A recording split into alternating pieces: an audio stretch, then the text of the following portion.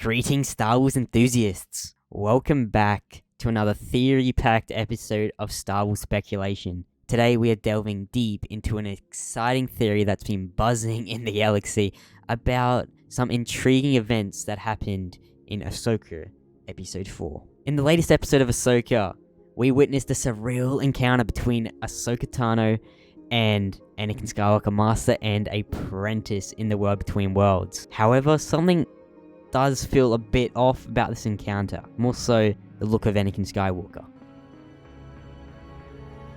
Okay, so let's break down the perplexing aspects of this encounter. First off, Anakin's lightsaber. I don't think it's the iconic blue one we all remember from the prequel trilogy.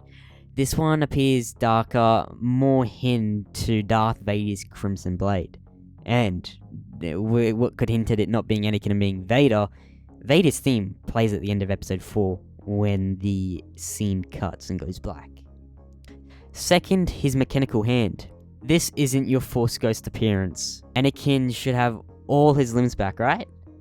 This just cannot be Force Ghost Anakin in my opinion.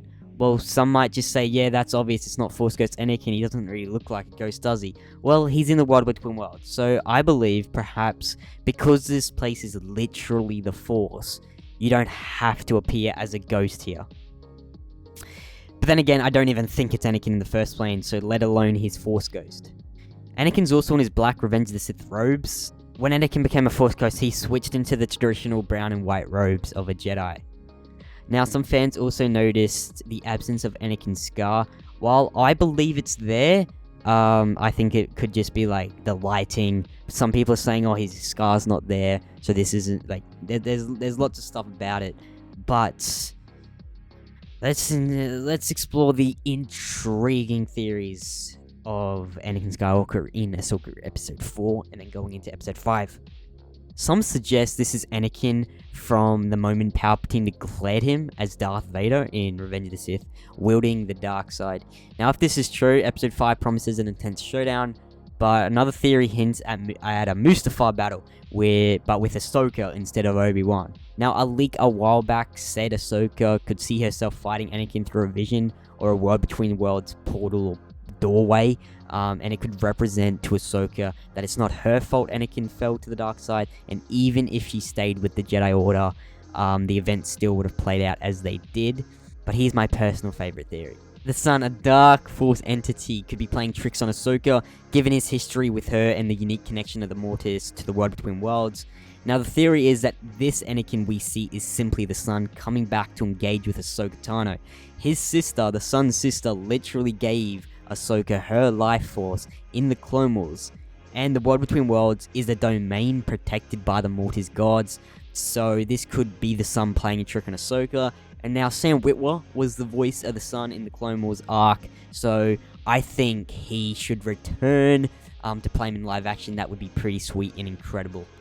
Now, as we unveil this perplexing encounter, one thing's for sure, Ahsoka is in for a challenging journey, and we are here for every single moment of it. Episode 5 comes out in a few days, and God am I excited.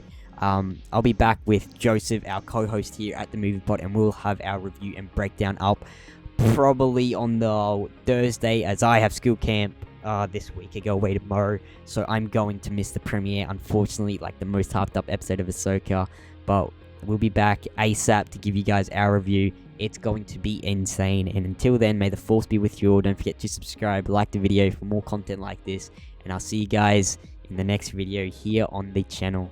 Bye-bye.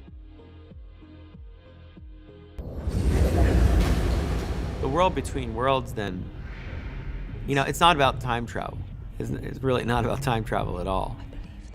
It's just about a place where everything comes together, and you hear different things echoing throughout time.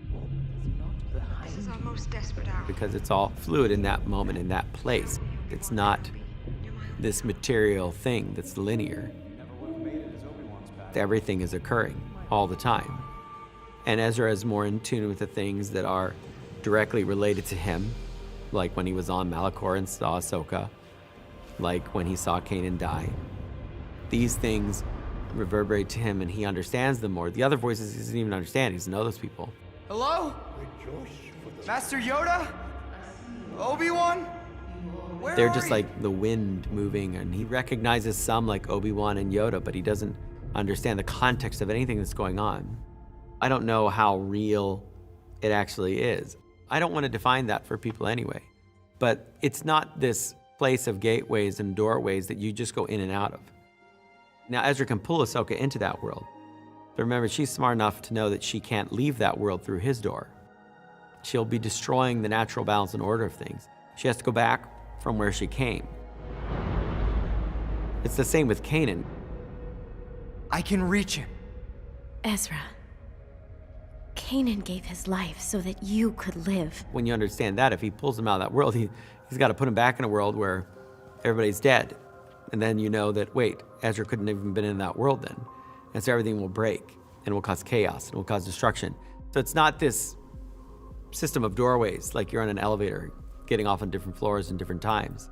It's more like what the wolf tells Ezra. It's more about knowledge. Knowledge that you can use for your benefit of good, or knowledge that will lead to destruction. That's what it's about. But it's not my intention that it be this ability to walk through into somebody else's world. We have to keep being dedicated to being original and creative, and sometimes we take chances, and sometimes we do weird things like Crepe Bendu or mysterious wolves. But I think as long as you work off the principles of the Force that George set up, that it doesn't change it, and you don't erode what makes Star Wars special.